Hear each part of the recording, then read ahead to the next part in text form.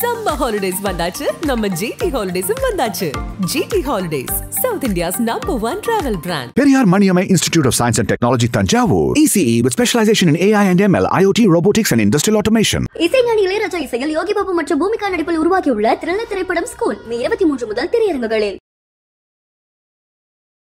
இது விளம்பர அரசு, விளம்பர மாடல் அரசு, திராவிட மாடல் விளம்பர மாடல். அதிமுக விளம்பரமே பண்ணலையா? இந்த மாதிரி அம்மாலையோ தினமலர்லையோ தினத்தந்திலையோ விளம்பரம் இந்த மாதிரி யாருமே பண்ணது கிடையாதுங்க. இதுவரைக்கும் இந்த மாதிரியான விளம்பரங்கள் எந்த அரசுமே பண்ணது கிடையாது. இளம் பெண்கள் பாசறைன்னு ஒன்று நாங்கள் வைத்திருக்கிறோம். அதனால் அந்த பாசறையினுடைய போராட்டங்கள் நடக்கும்போது இளம் பெண்கள் நிறைய கலந்துக்கிடுறாங்க. வளர்மதி தலைமையில் அரக்கோணத்தில் ஒரு ஆர்ப்பாட்டம் நடைபெற்றது. அதில் எத்தனை இளம் பெண்கள் இருந்தாங்க? ஒருத்தனுமே இல்லையே. ஒரு சில இடங்களில் அவர்கள் சப்ளை பண்ண பாட்டிலை விட அதிகமாக இருக்கிறது. ஸோ எப்படி அதிகமான பாட்டில் இங்கே வந்தது? ஒரு சில இடங்களில் எக்ஸைஸ் டியூட்டி ஒட்டாப்படாமல் இருக்கிறது. அது எப்படி வந்தது? இப்படி 40 வழக்குகள் போடப்பட்டிருக்கு 9 வருஷத்துல. திமுக ஆட்சியில் மட்டும் இல்லை, அதிமுக ஆட்சியில் சேர்த்து தான் 2017 டெல்லி போறாரு முதலமைச்சர். என்ன பிரச்சனை உங்களுக்கு? ஏன் உங்களுக்கு ஏதோ வலிக்குதாமே? நாங்கள் எங்களுக்கு ஏன் ஒதுக்கிது? நாங்கள் என்ன சொல்கிறோன்னா, உன்னுடைய வார்த்தை, உன்னுடைய நாக்கு சுத்தம் இல்லைன்றோம். டாஸ்மாகில் அவர்களுக்கு நெருங்கியவரெல்லாம் மாட்டுகிறார்கள். ஸோ இவைகளை எவ்வளவு தடை செய்ய வேண்டும் என்கிற நோக்கத்தில் தான் அவர் போகிறார். நான் அப்படியே மாற்றி கேட்குறேன். இப்போ பாஜகவோட அதிமுக கூட்டணி வச்சிருக்கு. அப்போ நீங்கள் என்ன எதுக்காக கூட்டணி வச்சிங்க? இது மாதிரி இடி ஏதாவது மிரட்டுவாங்க, சிபிஐ ஏதாவது தேவையில்லாமல் வழக்கு போட்டுரும் அப்படிங்கிறதுக்காக நீங்கள் கூட்டணி வச்சிங்களா?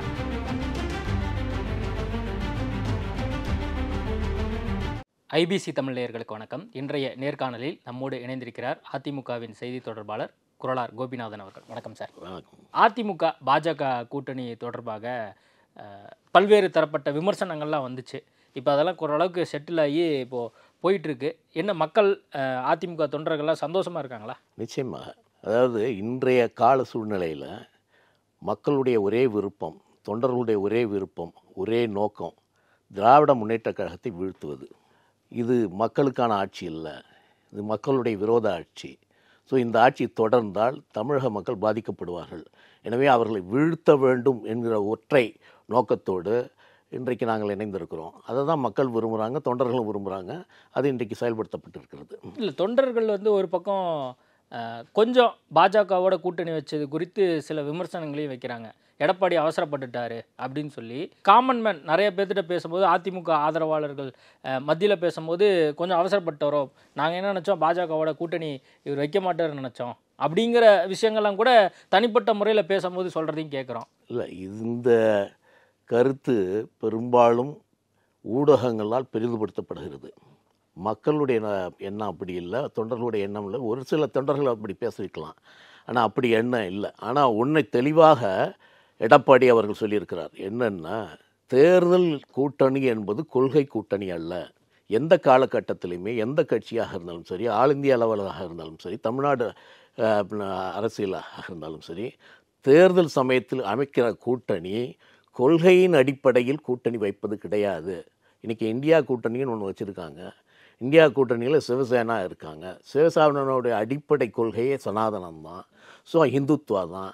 அப்படிப்பட்டவர்களோட நீங்கள் திராவிட முன்னேற்ற கழகம் சேர்ந்துட்டு இந்திய கூட்டணியில் இருக்க, இன்றைக்கு சனாதனத்தை அழிப்பேன் என்று சொன்ன உதயநிதியை இன்றைக்கு அதே கூட்டணியில் இருக்கிற மம்தா பானர்ஜி அறிவு முதிர்ச்சி இல்லாமல் பேசுகிற கூற்று அப்படின்னு சொல்லியிருக்காங்களே. அப்போ ஒரு கூட்டணி என்பது கொள்கையினுடைய அடிப்படையில் இல்லை, ஒரு நோக்கத்துக்காக உருவாக்கப்படுகிறது.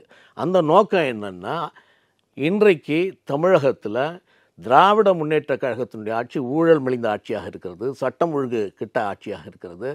எந்த தரப்பினரையும் அவர்கள் திருப்திப்படுத்தவில்லை. அவர்கள் சொன்ன அத்தனை வாக்குறுதிகளையும் அவர்கள் ஏமாற்றி இருக்கிறார்கள்.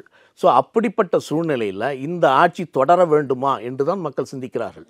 ஸோ தொண்டர்களும் என்ன நினைக்கிறாங்கன்னா, இந்த ஆட்சியை தூக்கி எறிவதற்கு நாம் யாரோட வேணாலும் கூட்டு வைத்து கொள்ளலாம், இதுதான் முக்கியம். இன்னைக்கு திராவிட முன்னேற்ற கழகத்தை ஆட்சியிலிருந்து அகற்றுவதற்கு பிஜேபியோட கூட்டு வைத்திருக்கிறது ஒன்றும் தவறு இல்லை என்கிற நிலைப்பாடுக்கு அவங்க வந்துட்டாங்க. பாஜகவினர் அதிமுகவை எப்படி பார்க்குறாங்க அப்படிங்கிற ஒரு விஷயம் இருக்குது. முன்னாடி அண்ணாமலை இருந்தபோது ஒரு விதமாகவும், இப்போ நயினார் நாகேந்திரன் வந்த பின்பாகவும் வேறு விதமாக இருக்குல்ல. அப்போது அதிமுகங்கிற பெரிய கட்சியை பாஜக அணுகக்கூடிய விதமே வேற மாதிரி இருக்கேன். இல்லை, அப்படி இல்லை. அதாவது அண்ணாமலை தான் பேசுகிற பொழுது அவர் தன்னுடைய மனதுக்கு தோன்றியதெல்லாம் பேசி கொண்டிருந்தார். அதனால் சில தலைவர்களையும் அவர் குறை சொல்லி கொண்டிருந்தார்.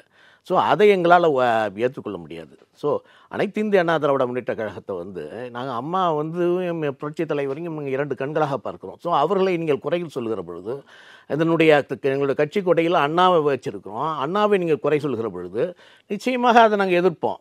ஸோ இப்பொழுது கூட நாங்கள் பாஜகவுடன் கூட்டணி வைத்து கொண்டு இருந்தாலும் கூட முக்கியமான அடிப்படை கூறு இருக்குல்ல, தமிழர்களுக்கு என்னோட பாதுகாப்பான கூறுகள் இருக்குது, அதுலேருந்து நாங்கள் விலகி போகலையே. ஸோ அதில் தான் இருக்கோம் நாங்கள் இன்றைக்கும் மும்மொழி கொள்கை அதை நாங்கள் ஏற்றுக்கொள்ள இல்லையா.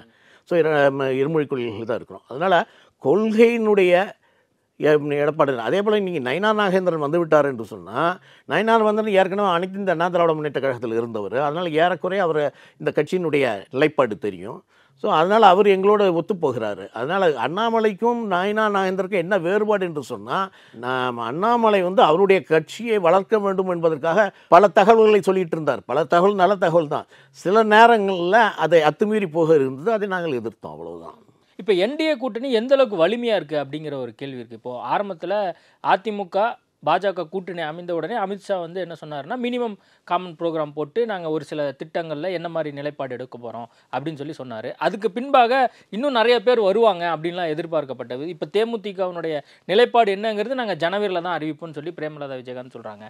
பாமக இப்போ அண்மையில் கூட்டம் போட்டிருக்காங்க. ஒரு பக்கம் ஒரு மிஸ் அண்டர்ஸ்டாண்டிங்கில் இருக்கிறதையும் நம்ம பார்த்துட்ருக்கோம். இந்த மாதிரி சூழலில் என்டிஏ கூட்டணிக்குள்ளே யார் வர்றதுக்கு இப்போ தயாராக இருக்கா தமிழ்நாட்டில்? அதிமுகவை தலைமை ஏற்று தமிழ்நாட்டில் வருவதற்கு மற்ற கட்சிகள் தயாராக இல்லையே. இந்தியா கூட்டணி தமிழ்நாட்டில் திமுக கூட்டணி ரொம்ப வலிமையாக இருக்கே அப்படிங்கிற பார்வையில் இருக்குது. இல்லை, அதாவது நீங்கள் ஊடகங்கள், நான் எனக்கு என்னென்னா பெரும்பான்மையான ஊடகங்கள் நீங்கள் ஒரு பார்வையில் தான் பார்க்குறீங்க, உங்களுடைய பார்வை தான் வேறுபடுகிறது. இன்றைக்கி பத்திரிகையில் செய்தி வருகிறது, பல இடங்களில் பேசி கொண்டிருக்கிறார்கள். இன்றைக்கி திராவிட முன்னேற்ற கழகத்தில் இருக்கிற காங்கிரஸும் விசிகாவும் வெளியே வந்து இன்றைக்கு விஜயோட போய் சேருவதற்கான வாய்ப்புகள் அதிகமாக இருக்கிறது என்று சொல்கிறார்கள். இன்றைக்கி விஜய் வந்து இன்றைக்கி காங்கிரஸினுடைய தலைமையோட பேசி கொண்டிருக்கிறார் என்ற செய்திகள் வருகிறது.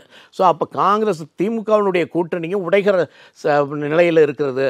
அதனால் அங்கிருந்து காங்கிரஸ் வெளியே வருவதற்கான வாய்ப்புகள் அதிகமாக இருக்கிறது. அங்கே இருக்கிற விடுதலை சிறுத்தைகள் கட்சிகள் அதிகமாக வெளியே வருவதற்கான வாய்ப்புகள் இருக்கிறது. அவங்க விஜயோட போய் சேர போகிறாங்க அப்படின்ற ஒரு கூற்றுப்பு இருக்குது. ஸோ அதனால் நீங்கள் அனைத்து இந்திய அண்ணா திராவிட முன்னேற்ற கழகத்தினுடைய எந்த கட்சி வரும் வராது என்று இன்றைக்கி சொல்ல முடியாது. ஆனால் எங்களோட நாங்கள் பேசி கொண்டிருக்கிறோம். எல்லோரும் நாங்களோட ஒன்று சேர்ந்து திமுக வீழ்த்த வேண்டும் என்பதில் நாங்கள் சரியாக இருக்கிறோம்.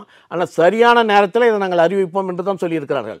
நீங்கள் சொல்கிற மாதிரி ராமதாஸ் வந்து அதிமுகவுக்கும் இவங்க வேறு கட்சிக்கும் அந்த மாதிரியான ஒரு நிலைப்பாடெல்லாம் இல்லை. அவைகளெல்லாம் சரி செய்து அனைத்து இந்திய அண்ணா திராவிட முன்னேற்ற கழகத்தினுடன் சேருவதற்கு அந்த கட்சிகள் தயாராக இருக்கின்றன. சரியான நேரத்தில் அது அறிவிக்கப்படும். இல்லை, வலிமையான கூட்டணி அமைக்கப்படும் எடப்பாடி பழனிசாமி சொன்னார். சொல்லி இத்தனை நாள் ஆகியும் யாரும் வரலையே அப்படிங்கும் போது இப்போ அடிப்படையான கேள்வி எழும்ல. இப்போ திமுக கூட்டணிக்குள்ள விசிகா வேறொரு நிலைப்பாடு எடுத்து போராட்டம் பண்ணுறாங்க. இந்த அரசாங்கத்துக்கு எதிராகவும் சரி, காவல்துறையினுடைய போக்கை கண்டித்தும் போராட்டம் பண்ணுறாங்க. காங்கிரஸ் கட்சியும் போராட்டம் பண்ணுறாங்க. ஆனால் கூட்டணியில் இருந்துட்டு தான் அதை பண்ணுறாங்க. அதை ஸ்டாலின் அவர்களே வந்து ஏற்றுக்கொள்கிறார்ல. அப்போ இங்கே அதிமுக சைடில் நாங்கள் ஜனநாயகபூர்வமாக நாங்கள் யார் வந்தாலும் ஏற்றுக்கிறோம் அப்படின்னு சொன்னாலும் யாரும் வரல அப்படிங்கும் போது தானே இது ஒரு கேள்வியாக. இல்லை, நாங்கள் யாரும் வரலன்னு நீங்கள் சொல்ல முடியாதுங்க. அதுதான் நான் சொல்கிறேன். என்னென்னா இவர்கள் நடத்துகிற போராட்டத்தை ஸ்டாலின் ஏற்றுக்கிட்டாரா? அவர் எங்கே சொல்லியிருக்காரு நான் அவங்க போராட்டத்தை நான் ஏற்றுக்கிறேன்னு சொல்லிட்டேன்? நீ விசிகா நடத்துகிற போராட்டத்தெல்லாம் அவர் ஏற்றுக்கொண்டாரா? இன்றைக்கு காங்கிரஸ் நடத்துகிற போராட்டத்தை அவர்கள் ஏற்றுக்கொண்டார்களா? அவங்க கட்சியில் என்ன இருக்கிற கம்யூனிஸ்ட் இன்றைக்கி பாலகிருஷ்ணன் ஒரு அறிக்கை விட்டுருக்கிறாரு, திராவிட முன்னேற்ற கழகம் எதையுமே நிறைவேற்றவில்லை. நீங்கள் அவர் சண்முகம் சொல்லுகிறார் என்னென்னா, நீங்கள் அவங்க கொடுத்த வாக்குறுதியில் பெரும்பான்மையான வாக்குறுதியில் அவங்க நிறைவேற்றவில்லை என்று சொல்கிறார். இன்றைக்கு குவிண்டாலுக்கு ஏறக்குறைய 2500 ரூபாய் பணம் தருவோம் அப்படின்னு சொன்னாங்க, அது தரல. டன்னுக்கு 4500 ரூபா தரேன்னு சொன்னாங்க, அது தரல. மொத்தத்தில் தமிழக விவசாயிகளை ஏமாற்றுகிற கட்சியாகத்தான் திராவிட முன்னேற்ற கழகத்தை எங்களால் பார்க்க முடிகிறது. சண்முகம் சொல்லியிருக்காரு, சண்முகம் சொல்றாரு, முத்தரசன் சொல்றாரு, செல்வ பெருந்தகை சொல்றாரு. அவைகளெல்லாம் திமுக கூட்டணிக்குள்ள இருக்காங்க. அதிமுக தலைமையில் அவைகள்லாம் எதனுடைய எடுத்துக்காட்டு என்று சொன்னால் அவர்கள் வெளியே வருவதற்கான முதல் கட்டம் என்று அர்த்தம். முதல் படி என்று அதிமுக காங்கிரஸோட விடுதலை சிறுத்தைகள் கட்சிகளோட கம்யூனிஸ்டோட பேசிட்டு இருக்கீங்களா? நாங்க பேசலைங்க, அவங்க போய் விஜயோட பேசுகிறதாக இன்றைக்கு செய்திகள் வருகிறது. இங்க வலிமையான கூட்டணி அமைக்கப்படும் சொன்னீங்களே, கண்ணு கெட்டின வரைக்கும் அந்த மாதிரி எதுவுமே தெரியலையே. இல்லை, தேர்தலுக்கு 1 வருடம் இருக்கிறது. அதனால் இந்த தேர்தலில் யார் யார் வருவாங்க? நீங்கள் சமீபத்தில் பார்த்தீங்கன்னா சீமானுடைய கட்சியை எங்களோட இணைவதற்கான வாய்ப்புகள் அதிகமாக இருக்கிறது என்று சொல்கிறார்கள்.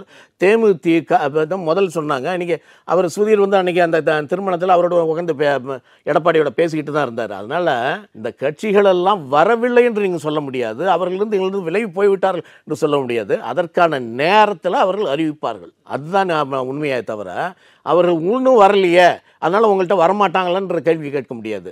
அவர்கள் வருவதற்கான அத்தனை வாய்ப்புகளும் இருக்கிறது. சரியான நேரத்தில் அதை அவங்க அறிவிப்பாங்க. அதிமுக விஜயோட பேசிட்டு வருது அப்படின்னும், விஜய் தரப்பில் அதிமுகவோட பேசிட்டு வரணும் ஒரு செய்தி கொஞ்ச நாளைக்கு முன்னாடி வந்துச்சு. இப்போ அண்மையில் ஆதவ் அர்ஜுன் அதிமுகவை விமர்சித்ததையும் நம்ம பார்த்தோம். தொடர் தோல்விகளை அதிமுக சந்திச்சுட்டு வர்றதுக்கு நாங்கள் ஏன் அவங்கள விமர்சிக்கணும் அப்படிங்கிற கேள்வியும், அது மட்டும் இல்லாமல் மக்கள் தக்க பாடத்தை அதிமுகவுக்கு கொடுத்துருக்காங்க, அதனால தான் 2024 தோற்றுருக்காங்க அப்படின்னு சொல்லி ஆதவ் அர்ஜுன் சொல்கிறாரு. சரி, நீங்கள் 2021 தேர்தலில் தோல்வி என்பது எப்படின்றது உங்களுக்கு தெரியும். ஸோ அந்த தேர்தலில் ஏறக்குறைய திராவிட முன்னேற்ற கழகம் பெற்ற வாக்குகள் சதவீதம் வந்து 37% தான். ஸோ அனைத்து இந்திய அண்ணா திராவிட முன்னேற்ற கழகம் பெற்றது 34%. ஸோ ஏறக்குறைய 3% தான் அது குறைச்சல. அவங்களுடைய கூட்டணி கட்சியினுடைய வாய்ப்பினால் வந்தது. ஆனால் இன்றைக்கி என்ன நிலைமை என்பதை நீங்கள் பார்க்கணும். இன்றைக்கி வந்து மக்கள், எல்லா தரப்பு மக்களும் திராவிட முன்னேற்ற கழகத்தின் மேலே வெறுப்போடு இருக்கிறார்கள். ஆன்டி இன்கியூம்பன்சி என்பது ஒரு அரசு ஆட்சியிலே இருந்தால் ஆன்டி இன்கியூம்பன்சி ஏறக்குறைய 5% இருக்கும், அல்லது 5% கம்மியாக இருக்கும். ஆனால் இன்றைக்கு ஏறக்குறைய 15% இருக்கிறது.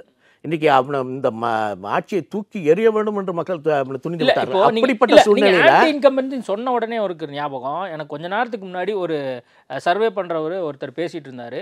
அவர் என்கிட்ட தனிப்பட்ட முறையில் பேசும்போது என்ன சொன்னார்னா, ஆன்டி இன்கம்பன்சிங்கிறது இருக்குது, ஆனால் அதிமுக எதிர்பார்க்குற மாதிரியோ அல்லது பாஜக எதிர்பார்க்குற மாதிரியோ இல்லை, அவர் ரொம்ப சட்டிலாக இருக்கார், அதனால் ஆன்டி இன்கம்பன்சிங்கிறது பெருசாக வெளிப்படலை அப்படின்னு சொல்லி ஒரு சர்வே நடத்தவர், எல்லாருக்கும் தெரிஞ்சவர் தான், பேர் சொல்ல விரும்பல, அவர் வந்து சொல்கிறார். அப்போ ஆன்டி இன்கம்பன்சிங்கிறதுக்கான ஒரு பேச்சை இங்கே இல்லையே. இல்லை, ஆன்டி இன்கம்பன்சி வந்து அவற்றையும் அனைத்து இந்திய அண்ணா திராவிட முன்னேற்ற கழகத்தினால் அறுவடை செய்ய முடியுமா என்கிற ஒரு கேள்வி இருக்குது.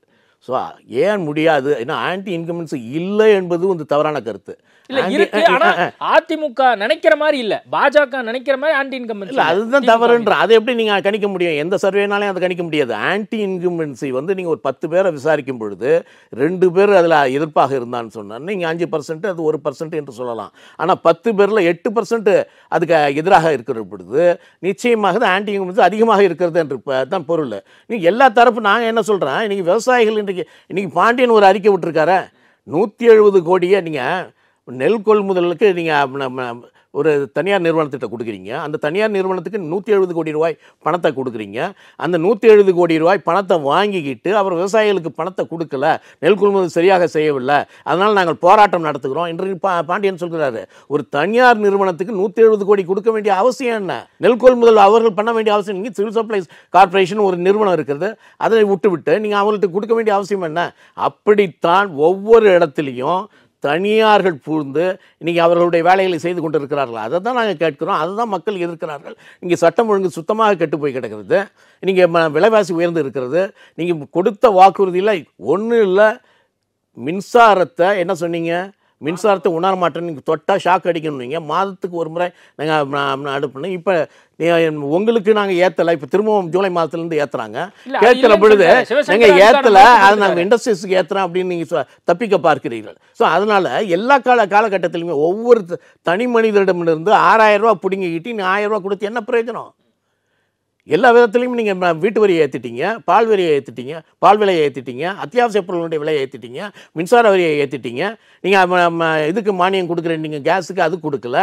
நாங்கள் மாணவர்கள் படிப்பதற்கான கணினியை கொடுக்குறேன்னு நாங்கள் கொடுத்துட்டு இருந்தோம், அதையும் நிறுத்திட்டீங்க.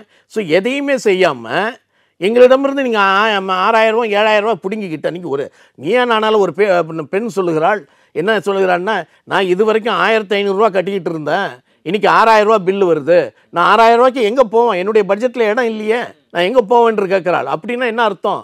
அப்படின்னா நீங்கள் மின்சாரத்தை குறைக்கல, மக்களுடைய மேலே நீங்கள் சுமத்திருக்கீங்க, அது வெளிப்படும்ல. அதுதான் தினத்தந்தி பேப்பரை பார்த்துருப்பீங்க, எத்தனை ஆடு வந்திருக்கு, தமிழ்நாடு ஃபுல்லாக இந்த அரசாங்கம் என்னென்னலாம் பண்ணியிருக்குன்னு சொல்லி எல்லா பக்கமும் தினத்தந்தியில் எவ்வளோ ஆட்ஸ் வந்திருக்குன்னு பார்த்துருக்காங்க. தமிழக மக்கள் அனுபவிச்சது தானே அவங்க போடுறாங்க, இல்லாதையா போடுறாங்க. அதுதாங்க நாங்கள் ஆரம்பத்துலேருந்தே சொல்லுகிறோம்.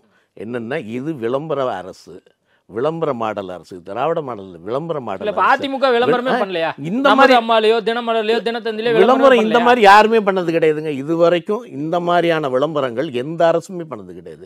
இவர்கள் காலையில் ஏஞ்சிச்ச உடனே விளம்பரத்தை தான் அவர் பார்க்குறாரு, மக்களை பார்க்கல. என்ன கொடுத்துருக்காங்கன்னு பார்க்குறாரு. நீ விவசாய நிலத்தில் நடந்து போகிறதுக்கு அவருக்கு சிமெண்ட் ரோடு போடுறாங்களே, அதுலேருந்து தெரியலையா? மக்களை அவர் பார்க்கிறாரு. தன்னுடைய விளம்பரத்துக்கு தான் நின்று போஸ்ட் கொடுக்கறதுக்கு அது சரியான இடமா என்று பார்க்கிறாரு. ஸோ அப்படிப்பட்ட விளம்பர அரசாக தான் இருக்குது. ஸோ நீங்கள் இப்போ அத்தனையும் கொடுக்குறீங்களே, இவங்க என்ன திரும்ப திரும்ப என்ன சொல்லுவாங்கன்னா 3 சொல்லுவாங்க. ஒன்று, அங்கே இலவசமாக பஸ்ஸு கொடுத்தோன்னுவாங்க. இன்னொன்று 1000 ரூபா பணம் கொடுக்குறேன்னு சொன்னாங்க. 2, 3வது நாங்கள் மாணவர்களுக்கு காலையில் சிற்றுண்டி கொடுக்குறோன்னு சொல்கிறாங்க. 3. ஸோ இதுதான் அவங்களுடைய சாதனையாக சொல்ல முடியும். தமிழ் புதல்வன் திட்டம் அதெல்லாம் எங்கேயுமே போய் சேரலைங்க. தயவுசெய்து அதை நீங்கள் போய் கிராமங்களில் போய் வெரிஃபை பண்ணி பாருங்கள். அவைகள்லாம் ஏமாற்று வேலை, யாருக்குமே போய் சேரலை. நீங்கள் மருந்தகம்னாங்க, ஒரு மருந்து கடையில் எங்கேயாவது போய் கேட்டு பாருங்கள். கேட்டால் ஸ்டாக் இல்லைன்றான், அல்லது நாம் கேட்குற மருந்து கிடையாதுன்றான், அவன் ஜென்ரிக் மெடிசன்ஸே கிடையாதுன்றான். ஸோ அப்படி இருக்கும் பொழுது அப்புறம் என்ன மருந்தகம் அது? ஸோ இவைகள் எல்லாம் ஏமாற்று வேலை. ஸோ இவைகளை சொல்லி நான் ஓட்டு வாங்கலான்றாங்க. நீங்கள் 1000 ரூபா பெரும்பான்மையான மக்கள் அந்த பணத்தை எடுத்துகிட்டு கொண்டு போய் வீட்டுக்காரன் குடிச்சிடறானே தவிர இது எங்களுக்கு பயன்படலைன்னு தான் சொல்கிறாங்க. காலை சிற்றுண்டியை பொறுத்த வரைக்கும் பெரும்பான்மையான தாய்மார்கள் தங்களுடைய குழந்தைங்களை பட்டினியோடு வீட்டுக்கு பள்ளிக்கு அனுப்புறது. அவங்க என்ன சொல்கிறாங்கன்னா, மதிய உணவு தேவை, ஆனால் காலை சிற்றுண்டி தேவை. அதையும் அங்கே சமைச்சா பரவாயில்ல, நீங்கள் வெளிநபர்கள்ட்ட கொடுத்து அங்கே சமைச்சு அவன் பொட்டலம் கட்டி எடுத்துகிட்டு வரத்துக்குள்ளே இவன் பட்டினியில் சுருண்டு விழுந்துருவான், அதனால் நாங்கள் காலையில் போட்டு அனுப்புகிறோன்றாங்க. ஸோ அதுவும் பிரயோஜனம் இல்லை. அப்போ நீங்கள் இலவச பஸ்ஸுன்னு சொல்கிறீங்க. பெரும்பான்மையான பெண்கள் என்ன சொல்கிறாங்களோ, எங்களுக்கு இந்த பஸ்ஸே தேவையில்லை, முன்னாடி 5 பஸ் வரும், இன்றைக்கு 1 பஸ் தான் வருது. ஸோ அதுக்காக நாங்கள் வெயிட் பண்ணி நாங்கள் வீணாக போகிறோம், அதனால் எங்களுக்கு தேவையில்லை, நாங்கள் காசு கொடுத்தே போகிறோம் என்று சொல்கிற நிலைக்கு வந்து விட்டாங்க. ஸோ இவைகளெல்லாம் 100% எல்லாமே கரெக்டாக இருக்கும் எந்த அரசாங்கம் வந்தாலும் அப்படிங்கிறது நிதர்சன உண்மை கிடையாது. குறைகள் இருக்க தான் செய்யும். நீங்கள் அந்த குறைகளை மட்டும் எடுத்துகிட்டு பேசுகிறீங்களே. இப்போ போன வாரத்தில் நினைக்கிறேன் முதலமைச்சர் அவர்கள் பஸ்ஸில் பயணம் பண்ணார். ஏதாவது பிரச்சனை இருக்கா, கரெக்டாக நிப்பாட்டுறாங்களா, என்ன ஏதாவது குறை இருக்கான்னு கேட்குறாருல. இந்த தெருவுக்கு முதலமைச்சர் வரட்டும், உங்கள் தெரு எப்படி இருக்குதுன்னு பாருங்கள். எப்படின்னு பாருங்க. மெட்ரோ பணி நடக்குது, அதனால தெரு அப்படி இருக்கு. இல்லை இப்போ இப்படி இருக்குங்க. முதலமைச்சர் வரட்டும், உடனே என்ன பண்ணுவாங்க, இங்கே தார் ரோடு போடுவாங்க, அங்கே மற்ற இடத்துல க்ளீன் பண்ணுவாங்க, பவுடரை கொட்டுவாங்க, எல்லாம் பண்ணுவாங்க. ஒரு முதலமைச்சர் பஸ்ஸில் போகிறதுனா அந்த பஸ்ஸுக்கு என்னென்ன யாரை உட்கார வைக்கணும், யார் என்ன கேள்வி கேட்கணும், யார் என்ன பதில் சொல்லணும், இல்லை it's is a dramatical way of approaching the people. அதனால் அது சரியில்லை. உண்மையிலேயே மக்களுக்கு நன்மை இந்த அரசு செய்கிறதா என்பது தான் நம்ம பார்க்கணும். அப்படி பார்க்கும்போது ஒரு சில குறைகள் இல்லைங்க. நீங்கள் 517 வாக்குறுதிகளை கொடுத்துட்டு நாங்கள் மொத்த வாக்குறுதிகளை நிறைவேற்றி விட்டோம் என்று சொல்வது ஒரு அப்பட்டமான பொய் இல்லையா? இப்போ நீங்க திமுக அரசாங்கனுடைய என்னென்ன குறைகள் இருக்கோ அதெல்லாம் சுட்டி காட்டுறீங்க. இதே விஷயத்த இப்போ தமிழக வெற்றி கழகத்தினுடைய தலைவர் விஜய் அவர்களும் சொல்றாரு. அப்போ போட்டி வந்து திமுக வெர்சஸ் டிவிகே தான் அப்படின்னு அவர் சொல்றாரு. இல்லை அதாவது அவர் சொல்லிக்கலாம், அவங்க சொல்லிக்கலாம். என்னென்ன எந்த காலகட்டத்திலையுமே ஓட் பேங்க் இரண்டு கட்சிகள் நீங்கள் மறுக்கவே முடியாது. நீங்கள் தமிழகத்தை பொறுத்த வரைக்கும் 2 கட்சிகளுக்கு தான் ஓட் பேங்க்கு சாலிடாக இருக்குது எந்த தேர்தல் வந்தாலும். ஸோ அனைத்து இந்திய அண்ணா அவங்க சொல்கிறாங்க. அதான் அவர் அப்படி தான் மக்கள் நல கூட்டணி சொன்னாங்க, அப்படி தான் சொன்னாங்க. மக்கள் நல கூட்டணி என்ன ஆயிற்று அப்படின்றது நமக்கு தெரியும். ஸோ அப்போ அனைத்து இந்திய அண்ணா திராவிட முன்னேற்ற கழகத்தினுடைய ஓட் பேங்க் இன்றைக்கு இன்க்ரீஸ் ஆகிட்டு இருக்கு. ஸோ இன்றைக்கி திராவிட முன்னேற்ற கழகத்தினுடைய ஓட் பேங்க் இன்றைக்கி குறைந்திருக்கிறது. ஸோ அவங்க கூட்டணியில் இருப்பவர்களே இன்றைக்கு வெறுத்து போயிருக்கிறார்கள். ஸோ அப்படி இருக்கிற பொழுது திடீரென்று இவர் விஜய் வந்து நாங்கள் தான் ஆட்சியை பிடிப்போம்னா அதற்கான அடிப்படை கட்டமைப்பு கூட அங்கே அந்த கட்சியில் இல்லை. ஸோ அப்படி இருக்கிற சூழ்நிலை அவங்க எப்படி ஆட்சி அமைக்க முடியும்? கட்டமைப்பு இல்லைன்னு எப்படி சொல்லுவீங்க? இப்போ பூத் கமிட்டி மாநாடு நடத்தி பண்ணிட்டு ஒவ்வொரு பகுதியாக நடத்த போறாங்க, பண்ணிட்டு இருக்காங்க. ஆல்ரெடி ஐடி விங் விர்ச்சுவல் வாரியர்ஸ்னு சொல்லி புதுசாக கிளப்பி விட்டுருக்காங்க. அதெல்லாம் பண்ணிட்டு இருக்காங்க, இப்போதான் ஆரம்பிச்சிருக்காங்க. ஸோ அவர்களுடைய சூழ்நிலை, அவர்கள் அட்வைசர்ஸ் என்ன சொல்கிறாங்கன்னா, you cannot win the election by contesting independently, so you have to move with some other alliance என்று சொல்லி கொண்டு இருக்கிறார்கள். அது விரைவில் வெளியே வரும். இல்லை, அது அதிமுகவோட இருந்த அந்த இதுவுமே இப்போ இல்லை அப்படிங்கிறது ஆகுது. இப்போ ஆதவ் அர்ஜுன் பேசினது மூலிமா அதிமுகவோட கூட்டணி வைப்பாரு அப்படின்னு பேசப்பட்டு இருந்தது. ஆதவ் அர்ஜுன் இப்போ அதிமுகவே விமர்சிச்சிட்டாரு. இல்லை, ஒவ்வொரு காலகட்டத்திலும் ஒவ்வொரு மாதிரி பேசுகிறாங்க. இதே ஆதவ் அர்ஜுன் அனைத்து திராவிட முன்னேற்ற கருத்தை வீழ்த்துவதற்காக நான் அதிமுகவோட செல்வதில் ஒன்றும் தவறு இல்லை அப்படின்னு பேசினார் தான். அந்த அப்படி பேசலையா அவர்? அப்படின்னு தான் சொன்னார். ஸோ இன்றைக்கு இப்படி சொல்லுகிறாரு. அதனால் இவைகளெல்லாம் வைத்து நம்ம தீர்மானிக்க முடியாது. தேர்தலுக்கு இன்னும் 1 வருடம் காலம் இருக்கிறது. ஆனால் இன்றைய கால சூழ்நிலையில் அனைத்து இந்திய அண்ணா திராவிட முன்னேற்றக் கழகம் மிக வலிமையாக இருக்கிறது. தொண்டர்கள் வலிமையாக இருக்கிறார்கள். இன்றைக்கு ஆட்சியை பிடிப்போம் 26ல் என்கிற நம்பிக்கையோடு இருக்கிறார்கள். எப்படி பாஜகவோட கூட்டணி சேர்ந்து மட்டும் நீங்கள் ஆட்சியை பிடிச்சிட முடியுமா 2026ல்? நீங்கள் இப்போ எம்பி எலெக்ஷன் எடுத்து பாருங்கள். எம்பி எலெக்ஷனில் கடந்த தேர்தலில் எம்பி எலெக்ஷனில் பார்க்குற பொழுது பாஜகவும் அனைத்து இந்திய அண்ணா திராவிட முன்னேற்றகம் சேர்ந்திருந்தால் ஏறக்குறைய 22 இடங்களில் வெற்றி பெற்றிருக்கலாம். ஓட்டு ஸ்பிளிட் ஆகிருக்கு. ஸோ அப்படி பார்க்குற பொழுது கூட பல தொகுதிகளில் வந்து கரைக்குறை 111 தொகுதிகளுக்கு நாங்கள் வெற்றி பெற்றிருப்போம். ஸோ அதனால் அவைகள் மட்டும் இல்லை, நீ பாஜக மட்டுமல்ல மற்ற கட்சிகளும் வருவதற்கு தயாராக இருக்கின்றன. அவைகளையும் நாங்கள் ஏற்றுக்கொள்வோம். நிச்சயமாக அதற்கான வாய்ப்புகள் இருக்கிறது. தமிழக வெற்றிகளை அந்த அரசியல் வருகைக்கு அப்புறம் பெண்கள் ஓட்டு விஜய்க்கு அதிகமாக போகும் அப்படின்லாம் ஒரு பேச்சுக்கள் இருக்குது. அடிப்படையில் அம்மா இருந்த வரைக்கும் பெண்கள் ஓட்டு அதிமுக பக்கம் போகும் அப்படிங்கிற ஒரு தாட் ப்ராசஸ் இருந்தது. இப்போ அப்படியே அது தாவேகா பக்கம் போகுதுங்கிறாங்க. உங்கள் தரப்பட்ட மக்கள் என்ன சொல்கிறாங்க இது தொடர்பாக? இல்லை, பெண்களுக்கு அதிகமான முக்கியத்துவம் கொடுக்கறது அனைத்து இந்திய அண்ணா திராவிட முன்னேற்ற கழகம் தான். இன்றைக்கி முதல்ல பஞ்சாயத்து எலெக்ஷனில் 50% பெண்களுக்கு இடம் கொடுத்தது புரட்சி தலைவி அம்மா தான். அனைத்து இந்திய அண்ணா திராவிட முன்னேற்ற கழகம் தான். முதல்ல மகளிர் காவல் நிலையம் அமைத்தது அனைத்து இந்திய அண்ணா திராவிட முன்னேற்ற கழகம் தான். ஸோ பெண்களுக்கு திருமண உதவி திட்டம் கொண்டு வந்து அனைத்து இந்திய அண்ணா திராவிட முன்னேற்ற. பெண்கள் கல்வி கற்க வேண்டும் என்று கல்வி பெற்ற பெண்களுக்கு அதிகமான உதவியை தர வேண்டும் என்று சொன்னது அண்ணா திராவிட தான். குழந்தை பெற்ற தாய்மார்களுக்கு பெட்டகம் கொடுக்க வேண்டும் என்று கொடுத்து வந்து அண்ணா திராவிட முன்னேற்ற கழகம் தான். ஸோ ஒவ்வொரு காலகட்டத்திலையும் பெண்களுக்கான திட்டங்களை அதிகமாக தாலிக்கு தங்கம் கொண்டு வந்தது நாங்கள் தான். எல்லாத்தையும் இங்கே நிறுத்திட்டாங்க. ஸோ இத்தனை திட்டங்கள் நாங்கள் கொண்டு வந்தோம். தொட்டில் குழந்தை திட்டம் கொண்டு வந்தது நாங்கள் தான். ஸோ இப்படிப்பட்ட திட்டங்களில் பெண்களுக்காக கொண்டு வந்தது. இன்றைக்கு பெண்கள் பொது இடங்களில் பாலூட்ட முடியவில்லை என்று அதுக்கு தனியாக அமைப்பு ஏற்படுத்த வேண்டும் என்று கொண்டு வந்தது அண்ணா தான். ஸோ அதனால் பெண்களுடைய ஓட்டு சாலிடாக தான் இருக்குது. ஆனால் இன்றைக்கு நீங்கள் சொல்லுகிற பொழுது இப்பொழுது வருகிற இளம் பெண்கள் இருக்காங்களே, ஸோ அவர்கள் யார் பக்கம் போவார்கள்? இன்றைக்கு விஜய் பக்கத்தில் நிற்கிறாங்க. அனைத்து இந்திய அண்ணா அதுக்கான பொலிட்டிக்கல் கால்குலேஷன் என்ன? எடப்பாடி பழனிசாமி என்ன வச்சிருக்காரு? இப்போ 18 வயசுலேருந்து 24-25 வயசு வரைக்கும் விஜய் பக்கம் போகிறதுக்கு வாய்ப்புகள் இருக்குது அப்படின்னு பேசப்பட்டு இருக்கு. இப்போ நேற்று கூட வளர்மதி தலைமையில் அரக்கோணத்தில் ஒரு ஆர்ப்பாட்டம் நடைபெற்றது. அதில் எத்தனை இளம் பெண்கள் இருந்தாங்க? ஒருத்தருமே இல்லையே. அப்போ இதெல்லாமே வந்து அதிமுக இதெல்லாம் கணக்கில் கொள்ள வேண்டிய ஒரு சூழலை மாறிடுச்சு. இளம் பெண்கள் பாசறைன்னு ஒன்று நாங்கள் வைத்திருக்கிறோம். அதனால் அந்த பாசறையினுடைய போராட்டங்கள் நடக்கும்போது இளம் பெண்கள் நிறைய கலந்துக்கிறாங்க. அதே போல் மாணவர் இளம் பெண்ணு ஒரு கல்லூரி மாணவர் அதை வந்து நம்ம ஆர்கனைஸ் பண்ணி பெருசா ஒன்றும் நம்ம மாணவர் அணி அப்படின்றது போராடுகிற பொழுது அவர்கள் கலந்து கொள்கிறார்கள். அதனால அவன் இளம் பெண்கள் எங்கள்கிட்ட இல்லவே இல்லை என்று நீங்க சொல்ல இல்லவே இல்லைன்னு சொல்லல. விஜய்க்கு இருக்கக்கூடிய அந்த வரவேற்பு அதிமுக கிட்ட பெண்கள் மத்தியில இல்லையே அப்படின்னு கேட்குறாங்க. பெரும்பான்களும் அவங்க கட்சியினுடைய ஈர்ப்புனால அதில் இருக்காங்கன்னு சொல்ல முடியாதுங்க. அதாவது எந்த காலகட்டத்திலையுமே ஒரு நடிகர்கின்ற ஒரு ஈர்ப்பு தான் இப்போ இன்றைக்கு பெண்களும் சரி ஆண்களும் சரி அந்த பக்கத்தில் இருக்காங்களே தவிர ஒரு கட்சியினுடைய கொள்கையின் அடிப்படையில் அங்கே இருக்காங்க அப்படின்றது நிச்சயமா நீங்களும் சொல்ல முடியாது, நானும் சொல்ல முடியாது. ஓட்டு போடுறாங்க அப்படி கிடையாது. ஈர்ப்பு என்பது ஒரு கட்சின்னு ஈர்ப்பு பெண்கள் மத்தியில அதிமுக பக்கம் போக மாட்டேங்குது. அதுக்கு என்ன பொலிட்டிக்கல் கால்குலேஷன்? இல்ல பொலிட்டிக்கலா அவங்க இல்லையே. பொலிட்டிக்கலா இருக்கிறவங்கள நம்ம எடுத்துடலாமே. பொலிட்டிக்கலா அவங்க இல்லையே. ஃபர்ஸ்ட் டைம் ஓட்டரை கவர்றதுக்கு நம்ம என்ன பிளான்? அதற்கான ஒரு பக்கம் நாம் தமிழர் கட்சி இளைஞர்களை கவருது. இவர் பெண்களை வந்து பெருவாரியா கவரக்கூடிய ஒரு இடத்துல இருக்காரு. கொள்கை ரீதியா இல்லாம காமன் மேனா இருக்கக்கூடிய பெண்களை கவர்றாரு. இதுக்கு அதிமுக என்ன திட்டம் வச்சிருக்கு? என்ன பொலிட்டிக்கல் கால்குலேஷன்? இல்ல அதுதான் பெண்களுடைய மத்தியில நாங்கள் கொண்டு வந்த திட்டங்கள் இருக்கு. அதுதான் பெண்களுடைய இன்றைக்கு அவருடைய வாழ்க்கை தரத்தை ஆதாரத்தை உயர்த்தியது. இல்ல இந்த கிராமங்கள்ல இன்னைக்கு கூட நீங்க ஆடு வளர்ப்பு திட்டத்தின் நாங்க தான் கொண்டு வந்தோம். ஒவ்வொருத்தங்களும் கோழியும் ஆடும் மாடும் அவர்கள் பால்களை வாங்கி ஆவினுக்கு கொடுக்கணுன்ற திட்டத்தை நாங்கள் தான் கொண்டு வந்தோம். அதுதான் இன்றைக்கு அவங்களுடைய வாழ்வாதாரத்தை உயர்த்தி இருக்கிறது. அது இந்த கிராமத்து பெண்கள் அதை இன்றைக்கு நினைத்து பார்க்கிறார்கள். இன்றைக்கும் அதனால தான் எங்கள் கட்சியில் இருக்காங்க. நீங்கள் நகரத்து பெண்களில் கூட்டமாக அவங்க போகிறாங்க அப்படின்னா அது வேறு மாதிரியான இருப்பு. கொள்கையினுடைய அடிப்படையிலையோ அல்லது வாழ்வாதாரத்தை உயர்த்த வேண்டும் என்ற அடிப்படையில் அவங்க போகலை. அவங்க வந்து ஒரு ரசிகை என்கிற முறையில் போகிறாங்க. ஸோ எங்களை பொறுத்த வரைக்கும் அவர்களும் வருவார்கள். எப்படின்னா எங்கள் திட்டங்களை அவங்கள்ட்ட நாங்கள் எடுத்துக்கொண்டு போய் சொல்லுகிறோம்.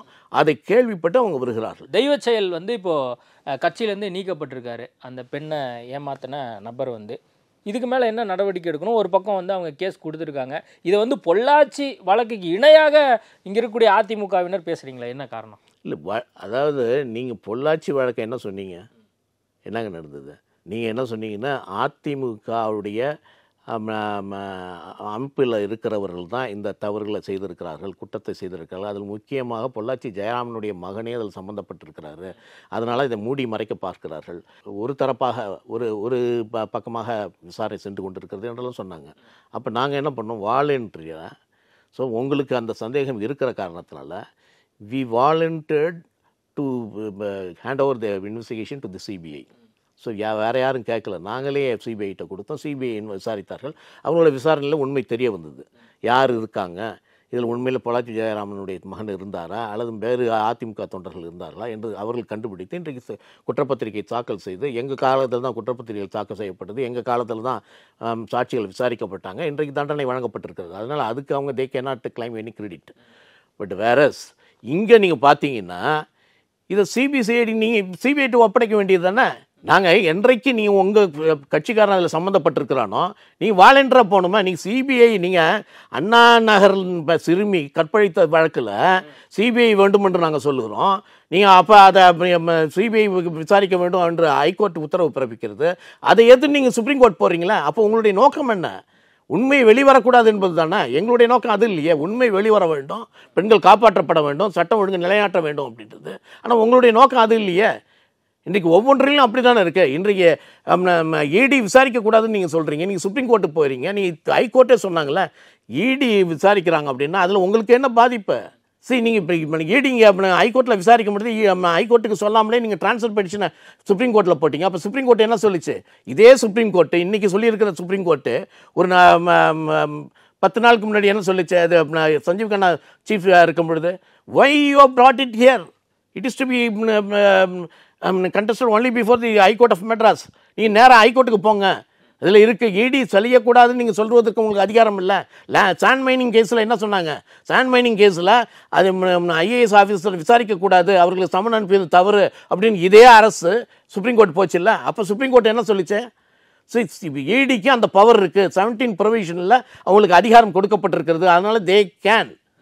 அதனால் நீங்கள் அவங்க 5 பேரையும் நீங்கள் இடிக்கு முன்னாடி அப்பீல் ஆக சொல்லுங்கள், இடிக்கு அந்த அதிகாரம் இருக்கிறது என்று சொன்னது தானே. இன்றைக்கி வேணால் சொல்லலாம் நீங்கள், இதுவும் it will be refer to the larger bench, அப்பொழுது தெரியும் உண்மை.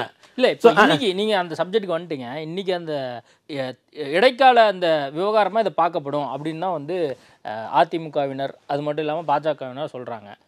இது முழுக்க நிர்வாகத்துக்குள்ளே நடைபெற்ற ஒரு முறைகேடு அப்படிங்கிறது தானே பிரச்சனை. இது அதிமுக காலத்திலேருந்து திமுக காலம் வரைக்கும் இருந்திருக்கு அப்படிங்கிறது தானே அடிப்படையான ஒரு இல்லை. அடிப்படை என்னென்னா ஒன்று தெரியாது செஞ்சுங்க. அதாவது 40 வழக்கு போடப்பட்டது டாஸ்மாக் மேலே. டாஸ்மாகில் என்னென்னா ஒரு சிலர் போய் ஒரு கடையில் போய் பார்க்குற பொழுது வசூல் வந்து பணம் அதிகமாக இருக்கிறது, தொகை அதிகமாக இருக்கிறது. எப்படி இவ்வளோ அதிகமாக தொகை வந்தது அப்படின்னு அவங்க அஃபிஷியல்ஸில் விசாரிக்கிறாங்க. ஒரு சில இடங்களில் அவர்கள் சப்ளை பண்ண பாட்டிலை விட அதிகமாக இருக்கிறது. ஸோ எப்படி அதிகமான பாட்டில் இங்கே வந்தது? ஒரு சில இடங்களில் இந்த எக்ஸைஸ் டியூட்டி ஒட்டாப்படாமல் இருக்கிறது, அது எப்படி வந்தது? இப்படி 40 வழக்குகள் போடப்பட்டிருக்கு 9 வருஷத்தில். திமுக ஆட்சியில் மட்டும் இல்லை, அதிமுக ஆட்சியில் சேர்த்து தான் 2017 9 வருஷத்தில் 2017 எடப்பாடி ஆட்சியிலேருந்து இருக்குது, 2017 இருந்தது. ஸோ அப்போ நடவடிக்கை எடுப்பதற்கு அதிக உயர் அதிகாரிகள் உடனே ஏற்பாடு செய்கிறார்கள். ஸோ அப்படி இருக்கிற பொழுது இந்த ஆட்சி 2021 அதில் சார்ஜ் ஷீட் போடாமல் பெரும்பான்மையான வழக்குகளை அவங்க க்ளோஸ் பண்ணுறாங்க. என்னென்ன department action is sufficient, so criminal action is not நெசசரின்னு சொல்லி எல்லாத்தையும் க்ளோஸ் பண்ணிகிட்டே இருக்காங்க. பை தி டைம் ஒரு நியூஸ் வருகிறது என்னென்னா, 10 ரூபாய் வாங்கின பணம் வந்து பல நபர்களுக்கு கையாக போயிருக்கிறது. நீங்கள் பாட்லிங் யூனிட்லேருந்து இன்றைக்கு டிஸ்டிலரிஸிலிருந்து பல இடங்களில் ஏகப்பட்ட தொகை பெறப்பட்டு அதுக்கு நடுவில் ஒரு ஏஜென்ட் ஒருத்தர் இருந்து அவர் வந்து is giving direction to the MD என்று ஒரு செய்தி வந்த உடனே இடி இதில் பிக்சரில் வராங்க. ஸோ இடி அது பிஎம்எல்ஏ ஆக்ட் படி செக்ஷன் 17 படி எங்கெங்கெல்லாம் மணி லாண்ட்ரிங் இருக்கிறதோ அதையெல்லாம் விசாரிப்பதற்கு இடிக்கு அதிகாரம் வழங்கப்பட்டிருக்கிறது. ஸோ அதிகமான பணம் புழங்க வருதுனால அதிகமான பணம் கருப்பு பணம் வெளியே சென்று இருக்கிறது, அந்த பணம் வேறு முறையில் இன்வெஸ்ட் செய்யப்படுகிறது என்பதை விசாரிப்பதற்காக தான் இடி வராங்க. நீதிமன்றம் சொல்லிடுச்சுல, அதுதான் சொல்லுங்க. அதுதான் இப்போ நீதிமன்றம் என்ன சொல்லுது, என்னென்னத்துக்கு எதிராக அது சொல்ல வேண்டிய அவசியமே கிடையாது. அதான் தட் இஸ். அப்போ ஒரு 20 நாளைக்கு முன்னாடி சொன்னது அப்போ என்ன அர்த்தம்? இதே சுப்ரீம் கோர்ட்டில் அப்போ சஞ்சீவ் கண்ணா இருக்கும்போது ஒன்று சொல்கிறாருல்ல, அப்போ என்ன அர்த்தம்? இப்போ நீங்கள் வந்து இடி வந்து செய்வது சரியானது தான், நீங்கள் இங்கெல்லாம் வரக்கூடாது, நீங்கள் இப்போ அங்கே ஹைகோர்ட்லேயே அப்படின்னு சொல்லுங்கள் அப்படின்னு சொல்கிறாங்களா? அப்போ அது கூட்டாட்சி தத்துவத்துக்கு எதிரானது இல்லையா? நீங்கள் எப்படி இது அப்படி சீஃப் ஜஸ்டிஸாக இருக்கிற போது அப்படி சொல்ல முடியும்? அதனால தான் நான் சொல்கிறேன், it will be referred to the larger bench, the comment will be reviewed. நிச்சயமாக அது பார்க்கப்படும், நிச்சயமாக விசாரிக்கப்படும். நீங்கள் அதுக்கு தேவையே இல்லையே. 15 நாளைக்குள்ள சாண்ட் மைனிங் கேஸில் நீங்கள் என்ன சொல்லிங்க? சாண்ட் மைனிங் கேஸில் இது இப்போ ஒரு பப்ளிக் அஃபெக்ட் பண்ணப்படுகிறோம், இதை விசாரிப்பதற்கு ஈடிக்கு அதிகாரம் இருக்கிறது. அந்த அப்படிப்பட்ட ஒரு ஈடியை வந்து நம்ம எப்படி கொஸ்டின் பண்ண முடியும்? அது வந்து மக்களுக்கு எதிரானது இல்லையா என்று கேட்கவில்லையா அதையே சுப்ரீம் கோர்ட்டு? அப்போ இன்றைக்கி மட்டும் என்ன அப்படி மாறிடுச்சு? எனவே இவைகளெல்லாம் காலப்போக்கில் எது உண்மை எது சரி என்று தெரியும். டெல்லி போகிறாரு முதலமைச்சர், என்ன பிரச்சனை உங்களுக்கு? ஏன் உங்களுக்கு ஏதோ வலிக்குதாமே அப்படிங்கிற மாதிரிலாம் மாறி மாறி விமர்சனங்கள்லாம் வந்துட்டு நாங்கள் எங்களுக்கு ஏன் ஒதுக்கிது? நாங்கள் என்ன சொல்கிறோன்னா, உன்னுடைய வார்த்தை, உன்னுடைய நாக்கு சுத்தம் இல்லைன்றோம். உன்னுடைய வார்த்தைகள் சுத்தம் கிடையாது. நிதி ஆயோக் இதில் வந்து இப்போ கூட்டத்தில் நாங்கள் கலந்து கொள்ள மாட்டோம் அப்படின்னு 3 வருஷத்துக்கு முன்னாடி சொன்னீங்கல்ல. ஒரு கூட்டத்துக்கு போகல, ஏன் போகலை அப்படின்னு கேட்டதுக்கு என்னென்னா, எங்களுக்கு தமிழகத்திற்கு வந்து அநீதி இழைக்கப்படுகிறது, அதனால் நாங்கள் போக மாட்டோம்னு சொன்னீங்களா? இன்றைக்கி அநீதி போயிடுச்சா? இன்றைக்கி எதுக்காக போகிறீங்க? யாராக இருந்தாலும் கேட்பாங்க இல்லைங்க. நீங்கள் உங்கள் போகிறாரு முதலமைச்சர். அப்போ அது 3 வருஷத்துக்கு முன்னாடி உங்களுக்கு தோணலையா? போன வருஷம் பட்ஜெட் கரெக்டா நடந்திருந்தது, அதுல வந்து நம்மளுக்கு புறக்கணிக்கப்பட்டிருக்கோம் அப்படிங்கிற 3 வருஷத்துக்கு முன்னாடி சொன்னீங்க. நிதி ஆயோக் கூட்டத்துக்கு நாங்கள் போக மாட்டோம் 3 வருஷத்துக்கு முன்னாடி சொன்னீங்க. அப்போ உங்களுக்கு தெரியலையா? அன்றைக்கு இந்த தமிழக அரசு தமிழ்நாட்டு மக்கள் புறக்கணிக்கப்படுகிறார்கள் உங்களுக்கு தெரியலையா? ஸோ அதுக்கப்புறம் தெரியலையா? இதெல்லாம் என்னன்னா மக்களை ஏமாற்றுவதற்கு. அதுதான் நான் சொல்றாங்க, அதுதான் நாங்க சொல்றோம். இல்ல 3 வருஷத்துக்கு முன்னாடி முதலமைச்சர் வேற காரணங்கள் முதலமைச்சர் 3 வருஷமா போல, 4வது வருஷம் போறாரு. நல்ல விஷயம் இல்ல, நல்ல விஷயம் இல்ல. இதுக்காக போகவில்லை என்பதுதான் எங்களுடைய கூற்று. எதுக்காக போறாரு? வேற கூற்று. அதான் அவருடைய கேஸ் வந்துருச்சு டாஸ்மாகில், அவர்களுக்கு நெருங்கியவர்கள்லாம் மாட்டுகிறார்கள்.